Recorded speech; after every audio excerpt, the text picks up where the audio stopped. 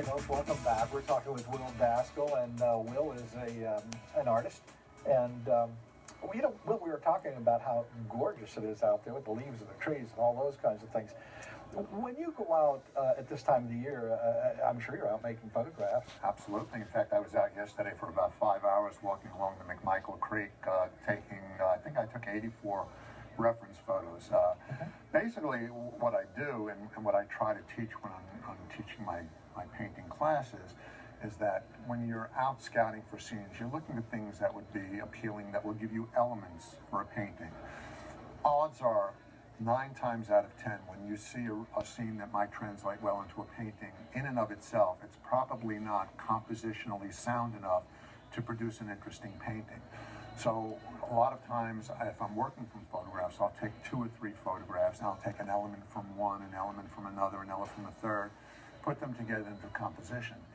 Yesterday was a very unusual situation. Out of the 84 pictures, and I think you've seen some of them because I posted them on Facebook last night, at least 5 of them, just the way they were absolutely spectacular, and I'm going to paint them as soon as possible.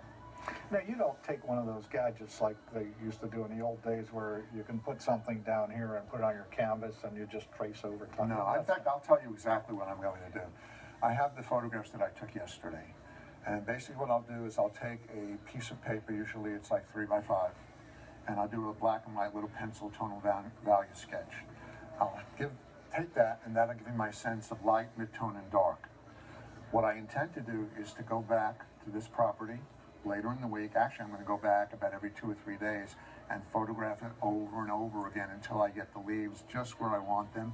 I'm going to go back with this little sketch. I'm going back with a tripod, little stool, my paint, my palette. I'm going to sit in the stream in an aluminum chair with the easel, and I'm going to paint the scene on location. I like to paint on location. Okay, somebody ought to go there and take a photograph of you in the stream painting this thing and doing that kind of... You made a little chart here. Explain this to our folks out there. Well, basically, there are a lot of different ways to teach compositional design, and I'm very keen and strong on compositional design. So if you imagine this, which is a vertical composition, and this would be a horizontal composition.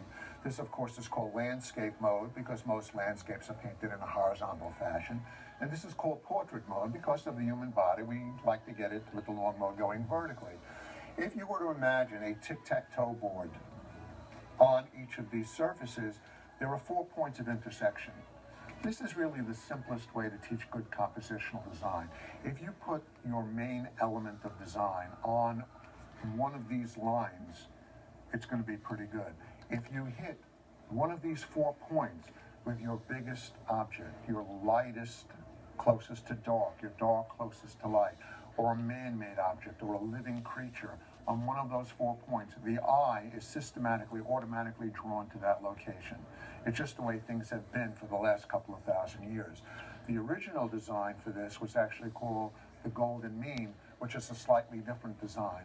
But rather than go into that here, because it's a lot of lines to look at, you actually end up with almost the same 4 points of intersection.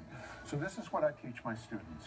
So what I've done is I've actually brought along a painting which was just removed from a gallery in Nazareth, and this one actually just won an award last week. So you can see how this actually falls. It follows this design, the vertical design, and the main element falls right here on one of these verticals. So if you look at the design, you'll see that there are 5 trees, okay? You always want to have an odd number of elements because it's far more interesting. More than 7 elements in a painting becomes boring and people will start counting and then they won't pay attention to the painting.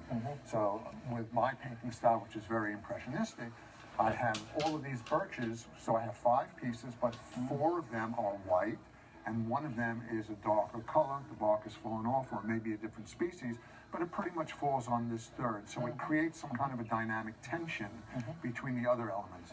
The other thing is that if you look at the spacing between the elements, the space between here and here is different from here to here, which is different from here to here, from here to here, and from here to here, and from here to here.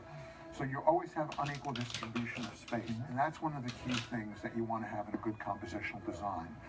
Another element, and all of these are enumerated in a book by Edgar Whitney, who was a very famous watercolorist, but his 2 chapters on design and compositional elements are the hallmark for the entire industry. You have to have unequal spacing. You have to have big versus small, small versus big. And then you alternate with variation. Light against dark, dark against light, light against dark, dark against light. That helps to create more interest.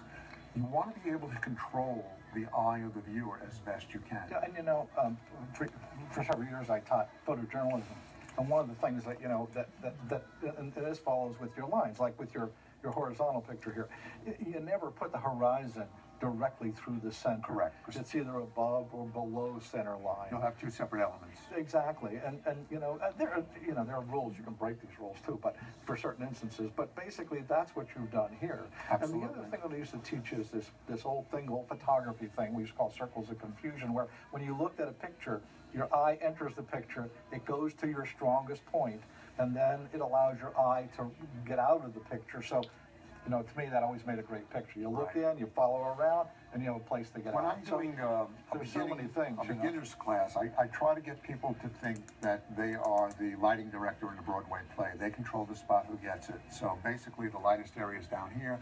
I keep my dark corners up here, which is the Rembrandt technique, and that helps to keep the eye in here. So basically, the eye is coming through here, it's bouncing through here. If you want more information from Will Daskal, and you'd like to learn more about painting and composition and all those things, Will, how can they reach you real quickly? WillDaskal.com. And you can get into one of his classes, and you can learn all this stuff, and you become another Will Daskal. We'll be right back.